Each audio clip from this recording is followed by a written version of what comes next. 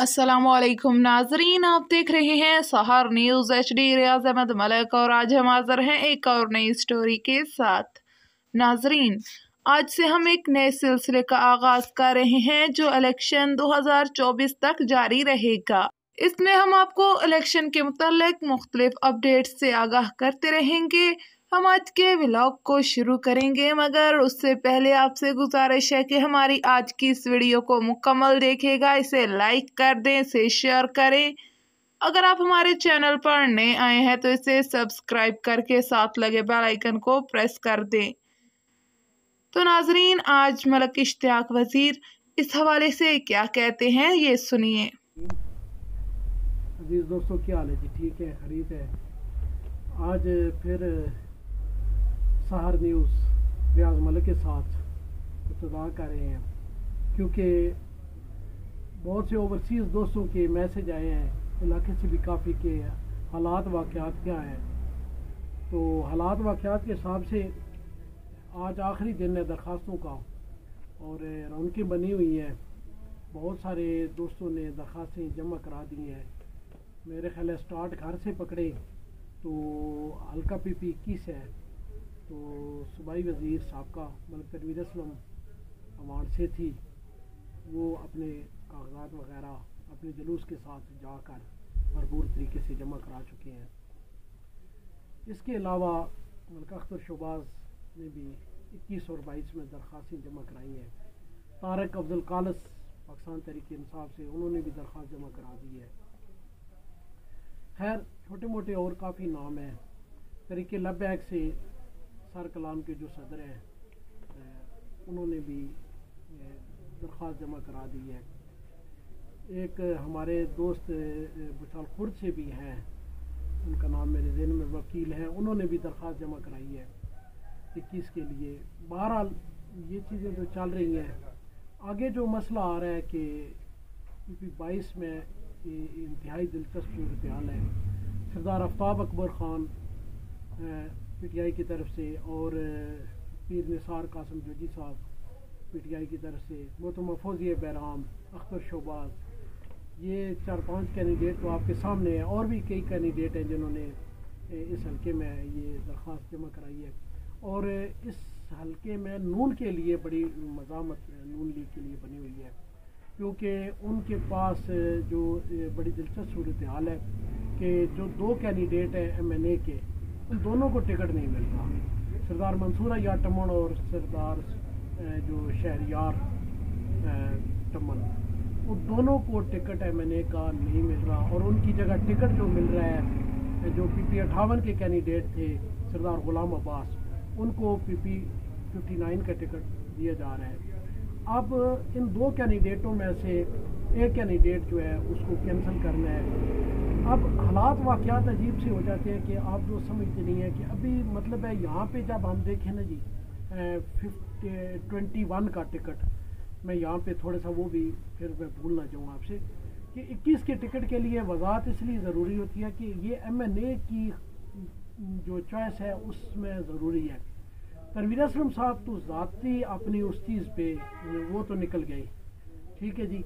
अब आ गया दूसरे हलकों का PTI का ये तो जो MNA होना है उसने हमारे इलाका वनार से किसी को मेरे ख्याल में उसने सपोर्ट नहीं करनी, क्योंकि उसे यहाँ से वोट मिलनी ही नहीं है।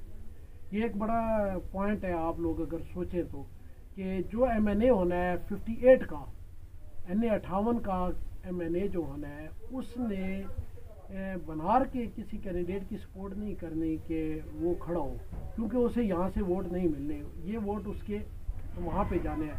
तो MNA की कोशिश होगी कि वो अपना कैंडिडेट जो है वो बनार से ना ले, बाहर से ले। आगे चल रहे थे कि 59 की जो है दोनों कैंडिडेट जो हैं उन दोनों को टिकट MNA का नहीं मिल रहा, और सरदार अब्बास का टिकट कंफर्म से कंफर्म लग रहा है। बहरहाल फिर भी आप इसको वेट करें।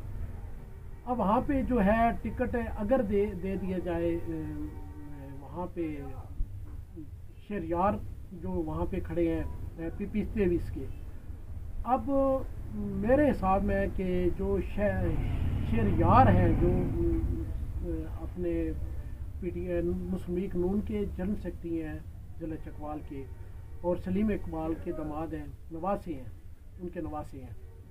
और वो दामाद वो खुशाब में उनकी शादी हुई है मलिक मजहर के घर।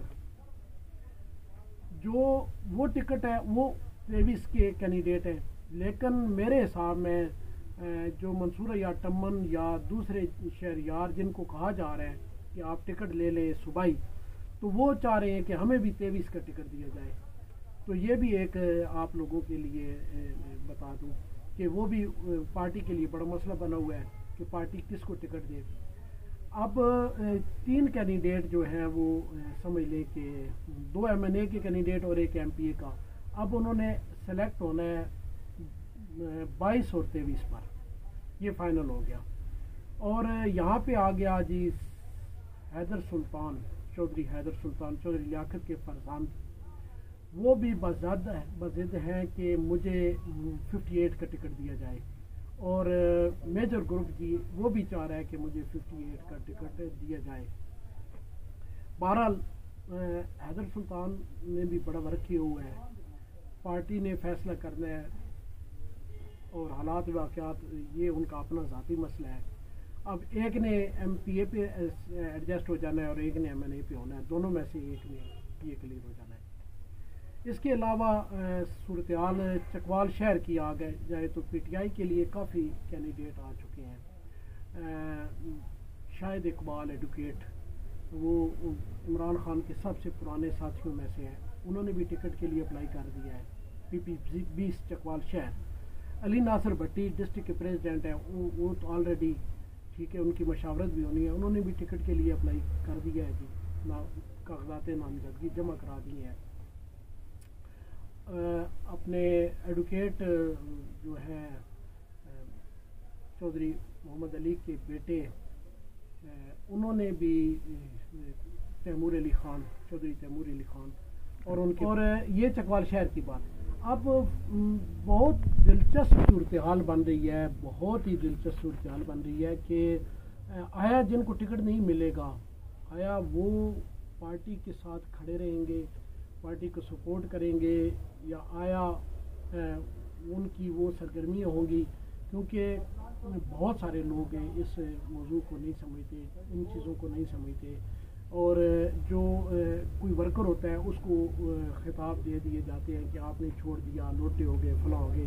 हालांकि वर्कर बेचारे को कुछ नहीं होता, असल चीज़ होती है कैंडिडेट जो होते हैं। 12 के हमें जो हो रहा है कि वो या ज़मीर के आने से PTI चकवाल शहर में बहुत ज़्यादा स्ट्रांग हो गई है। नून को जो भी कैंडिडेट उतारना है, नून के लिए बहुत बड़ा मसला बनाना है। और इसी सिलसिले की एक कड़ी जो थी, कल की जो मीटिंग थी, मेजर तैर इकबाल वहाँ पे सरदार गुलाम अब्बास साहब के साथ मिले जाके बलकसर में, और वो यही चीज़ थी कि वो दोनों सख्त आपस में मुखालफ होने के बावजूद मिले हैं, क्योंकि या ज़मीर के आने से वो पोजीशन स्ट्रांग है PTI की। तो हालात बड़े अजीब और गंभीर हैं। जहाँ पे नून की सीटें जैसे बहुत ही मतलब है मजबूत तरीन जो कैंडिडेट हैं सबसे, और जो मेरे ख्याल है 20 साल से हुकूमत करके आ रहे हैं अवाम के दिलों पर, वो तो मलिक तनवीर असलम है। और बला शक बला शुबा मतलब उनका होमवर्क पूरा मुकम्मल है। जिस बंदे ने अपना होमवर्क मुकम्मल किया हुआ है उसे किसी पार्टी की मतलब है उसे सिर्फ पार्टी का नाम चाहिए होता है। तनवीर असलम का होमवर्क मुकम्मल है, वो सीट तो क्लियर इनकी आती है। हैदर सुल्तान की सीट भी पोजीशन उनकी स्ट्रांग है मेरे हिसाब से। बहरहाल बाकी बहुत टफ मुकाबले हैं, बहुत ही टफ मुकाबले हैं, और आप किसी को भी विन करार नहीं दे सकते।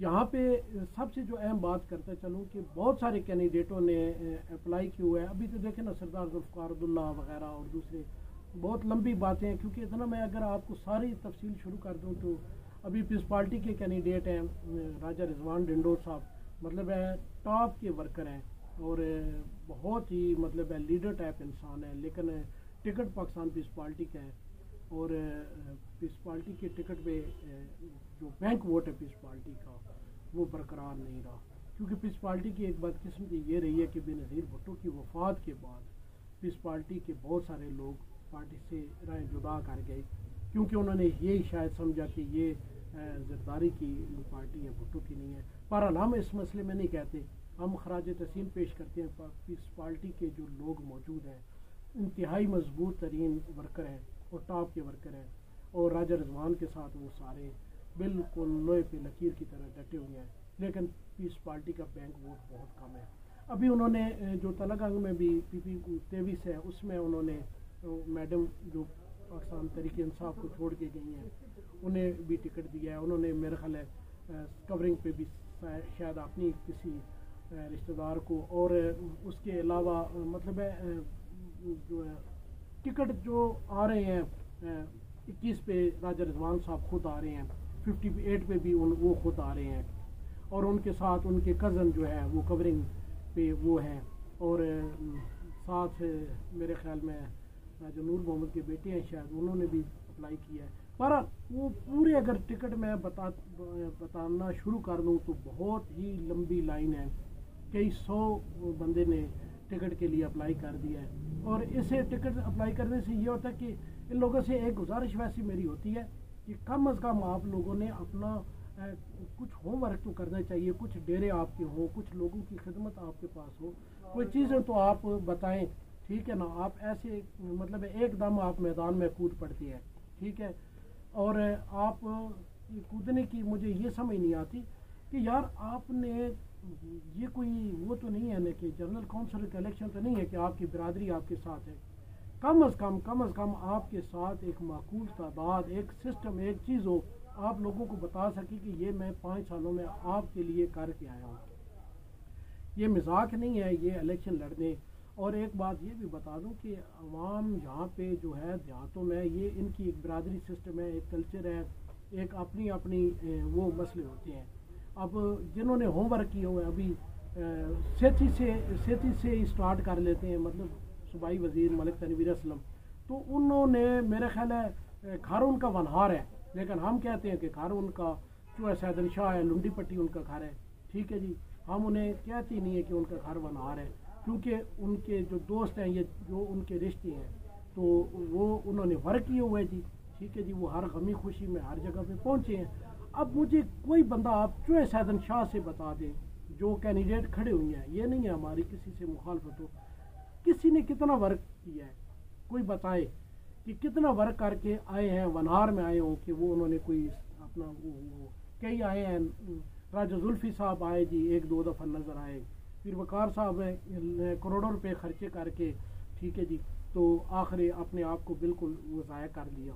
तो ये हालात वाक़यात हैं जी। अभी देखें कि क्या होता है। इसमें भी अभी कोई मिसिंग हुई होगी, क्योंकि मैंने कोई लिखा हुआ तो नहीं था, और सार न्यूज़ के हवाले से इंशाल्लाह कोई और अपडेट हुई तो हम आपको कल इंशाल्लाह ताला आपकी खिदमत में दोबारा हाज़िर हो जाएंगे। बहुत शुक्रिया, बहुत मेहरबानी।